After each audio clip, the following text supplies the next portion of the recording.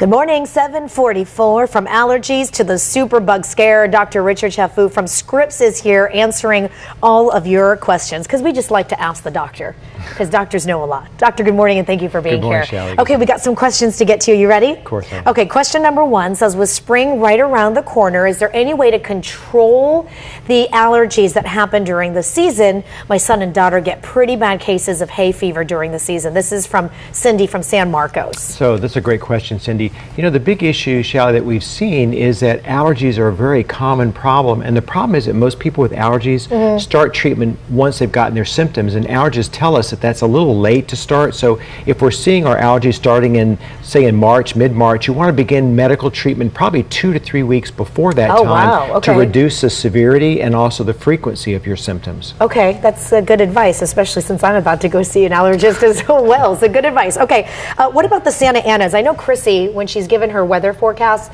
quite often she's talking about the Santa Anas, and I know she struggles with allergies a lot. Yes, and that's a very important thing. So you want to keep up with your weather report, because you're right, the pollen counts, when they're high, that's probably a time where you don't want to be outside or limit your outside activity during that time. The Santa Anas, unfortunately, will bring pollens in from as far away as Arizona and Nevada. So anytime it's very windy outside, limiting your time outside, even after it's been raining. Unfortunately, after it's been raining a lot, the flowers and the trees will bloom, and there's these pollen dust clouds that will kind of settle in. Okay, let's get to our next question. This will probably apply to a lot of people this morning. How do I get back on track after the time change? This is from Jory in Point Loma. So another great question. You know, the problem with is that a lot of people chronically have sleep deprivation. Many of us don't get what sleep experts say we need 7 to 8 hours of sleep a night. And what we found, studies have shown that that day after daylight savings time is the highest incidence of people going to emergency rooms from heart attacks, from accidents, the day after, because the theory being that people that are chronically deprived of sleep, maybe that extra hour is enough to kind of push the needle over. And so the important thing is getting enough sleep at night, making a priority for yourself.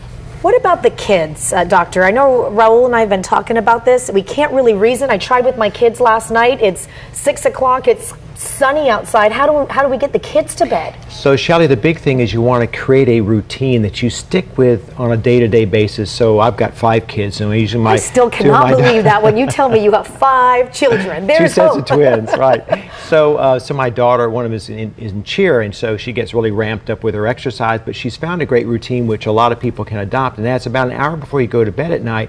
Go and take a nice hot shower, a nice hot bath. Put on some soothing music. That kind of gets you in the mood, gets you a little bit more relaxed, and then make sure where you sleep at night is comfortable, it's cool, not too hot, well ventilated, and free from distractions. So you don't want to get in bed and get on your iPad or your phone or watch TV. Okay, let's get to this next question. This next question says, Doctor, I'm scared of going to the doctor's offices because of all these recent outbreaks of the superbug. Is there anything I should look out for? I should be asking my doctor, should I be worried? This is Shay from La Mesa. So, you know, honestly, the superbugs are much more common in hospital-acquired situations. So if you're in a hospital, if you're getting antibiotic therapy, if you're having a major procedure, and they're also, superbugs are more common during the extremes of life. So when you're very young or very elderly or immunocompromised, they're certainly much more common. But obviously you want to ask your healthcare provider. The important thing is washing your hands between patient contacts, which all of us are used to doing, something called universal precautions. And the same thing that we tell patients at home, you know, make sure if you're going to handle food, wash your hands between food. Yeah, that's a big one. Okay, our final question is from somebody that eats apparently a lot of asparagus and is having this problem. Why does asparagus make your potty time smell? Why do we all have a problem with saying pee?